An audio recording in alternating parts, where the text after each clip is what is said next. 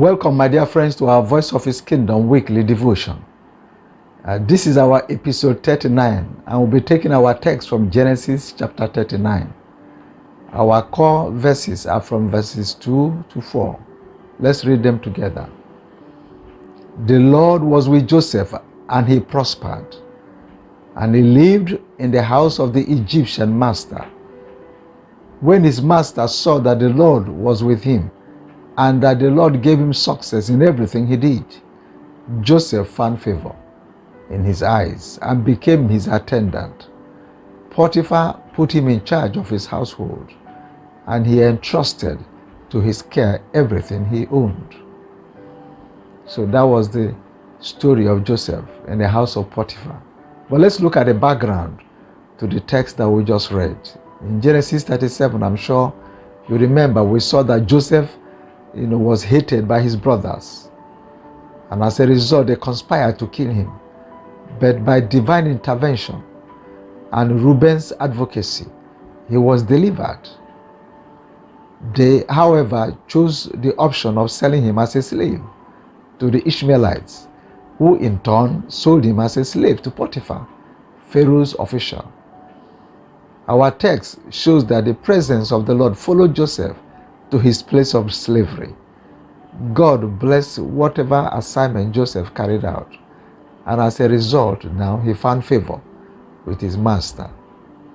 We can also see that during this period, on no occasion was Joseph angry or disappointed with the Lord, who gave him the dream, which he shared with his family, and I believe became the source of their jealousy.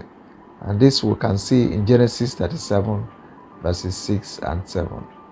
So what key lessons can we learn from our background story and from the main text? Now, God can turn our bitter experience to sweet testimony. And this is very clear from the life of Joseph. It's a key lesson. And we are reminded this morning that no matter the situation, God can turn it around. But you see, under these few conditions, which we believe that Joseph met, and so God had to intervene to prove himself. Number one, in such situations, we must surrender all things to God. 1 Peter 5:7, he said we should cast all our cares upon him because he cares for us. We are not told that Peter prayed and saw the face of, that Joseph prayed and saw the face of God, but from the outcome we can see that Joseph actually handed over his demise to the Lord. So that's a key lesson for us. And the second key lesson is that we must not be offended by our experience and turn against God. In Luke 7:23, Jesus was talking about John the Baptist. Remember, John the Baptist was apprehended by Herod and later, of course, killed. But Jesus, when his disciples of John the Baptist came to him, requesting and trying to find out whether he's the Messiah or should they expect another, one of the things that Jesus said to them was, "Blessed is the man or he who does not take offense or not offended in him." So we must not take offense when we are going through such situations. It's the key lesson we can learn from Joseph. He didn't take offense. He was busy with his work, seeking the Lord, trusting the Lord, and interceding on behalf of himself and others.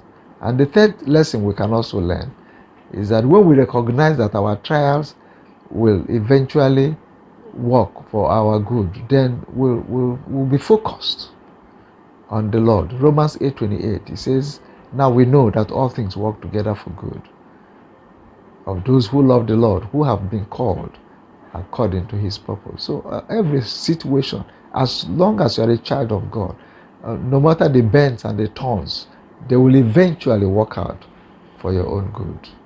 And then the fourth lesson we can learn also is that our trials will eventually lead us to triumph. That's what we can see in James chapter 1 verse 3. It says, "Because we know that the testing of our faith develops perseverance." So my friends, we can see some of these key lessons, and as we learn them and put them into practice, we will see what God will do in our lives. So what kind of application would you be expected to make even today, from the lessons and from the text, from the background of our message of today. Now, it's important that you seek the presence of God in all circumstances. That's what you can apply in your own life. Whether things are good or bad, seek the presence of the Lord. The psalmist says that if the Lord is his shepherd in Psalm 23, then nothing good will be lacking in his life at all times. So if God is your shepherd, nothing good will be lacking. You may have some hiccups, but eventually good will come. And whatever God has ordained for you will come to pass, no matter what the devil plans against you. Favor comes from God and from God alone. And that favor will locate you as you trust him and as you put your confidence in God today. Thank you for listening, and God bless you.